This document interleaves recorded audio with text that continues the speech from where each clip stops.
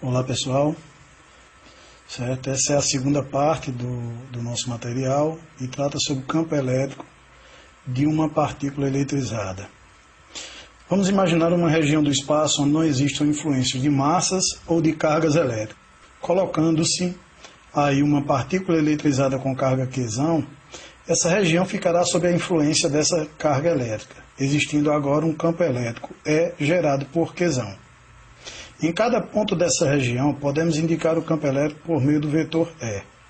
Você observa que o campo elétrico produzido por uma carga positiva é de afastamento e da carga negativa é de aproximação. Para calcularmos a intensidade do vetor campo elétrico, podemos utilizar uma relação entre a fórmula da força elétrica, da lei de Coulomb, e o módulo do vetor campo elétrico que a gente viu na aula passada. Podemos igualar o segundo membro de uma equação com o segundo membro da outra e fazemos uma simplificação entre as cargas de prova. E aí você observa que a fórmula que vai ficar será campo elétrico igual a constante eletrostática vezes o módulo da carga geradora dividido pela distância ao quadrado. Aí você nota que realmente o campo elétrico não depende da carga de prova, e sim apenas da constante eletrostática, da carga geradora e da distância até a carga que gerou o campo.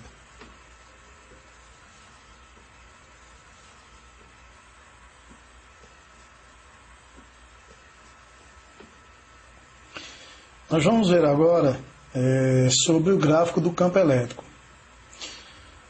O gráfico que a gente vai produzir agora apresenta a intensidade do vetor campo elétrico em função da distância entre um ponto considerado e a carga fonte, Qzão. E você percebe que é uma curva como aquela encontrada na fórmula da lei de Coulomb. Da mesma maneira, o campo elétrico ele é inversamente proporcional ao quadrado da distância, ou seja, quanto maior a distância, menor será o campo elétrico. É importante saber que a carga Q gera campo no espaço em que a envolve, mas não gera campo no ponto que se encontra. Se isso não fosse verdade, Q poderia acelerar a si mesmo, coisa que é impossível já pelo princípio da inércia estudado no primeiro ano. Portanto, não esqueçam, uma partícula eletrizada gera campo elétrico na região do espaço que a circunda. Porém, no ponto onde ela foi colocada, o vetor campo, devido à própria partícula, é nulo. Essa afirmativa leva-nos a concluir que uma carga de prova, ao ser colocada num ponto qualquer de um campo elétrico, não altera o campo existente nesse ponto.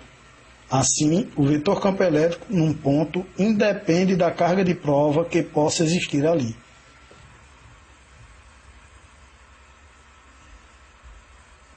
Campo elétrico devido a duas ou mais partículas eletrizadas.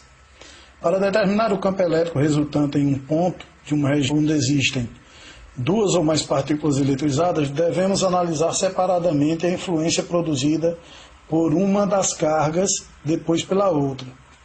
Para entender melhor, vamos dar uma olhada no esquema preparado. Coloquei em um ponto A e em um ponto B duas cargas positivas. Em relação à carga A, você vê que tem um campo EA, que é de afastamento. E você vê também que em relação ao ponto B, foi colocada uma carga que a gente chamou de QB, gera também nesse ponto um campo elétrico B. Você observa que a gente vai fazer aquela regra do paralelogramo. Traçamos uma linha pontilhada ao campo elétrico B, traçamos uma linha pontilhada paralela ao campo EA, e aí você percebe que do ponto de partida dos dois vetores, de EA e EB, até o ponto de encontro das duas paralelas, nós encontramos o campo elétrico resultante. Temos também outro esquema usando uma carga positiva e uma carga negativa. E você encontra também, analisando os dois campos elétricos produzidos pelas duas cargas, o campo elétrico resultante no ponto P.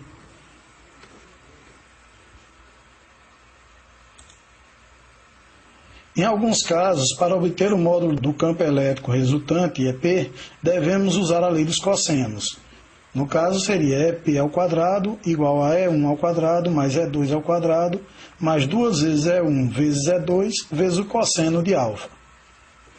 Veja que é uma soma vetorial. O campo elétrico em P será igual ao campo elétrico em A mais o campo elétrico em B. Mas observe bem que são vetores. Então, devem ser analisados como vetores, grandezas vetoriais. Perceba que, se a gente tivesse várias partículas colocadas umas próximas das outras, nós teríamos aí que somar cada campo, só que de maneira vetorial, né? Então, o campo elétrico resultante seria o vetor campo elétrico 1, mais o vetor campo elétrico 2, mais o vetor campo elétrico 3, e assim por diante, né? E o enésimo vetor.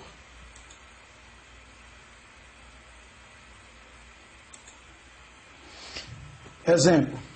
Determine a intensidade do campo elétrico criado por uma carga pontual Qzão de menos 8 microcoulomb em um ponto A situado a 6 centímetros dessa carga. O meio é o vácuo, cuja constante eletrostática é igual a 9 vezes 10 elevado a 9 Nm² por Coulomb ao quadrado. Analisem a resolução e vou deixar 2 desafios para vocês, para que vocês tentem resolvê-los e, na dúvida que vocês tiverem, entrar em contato pelo Classroom, ok? Um abraço a todos. Fiquem com Deus.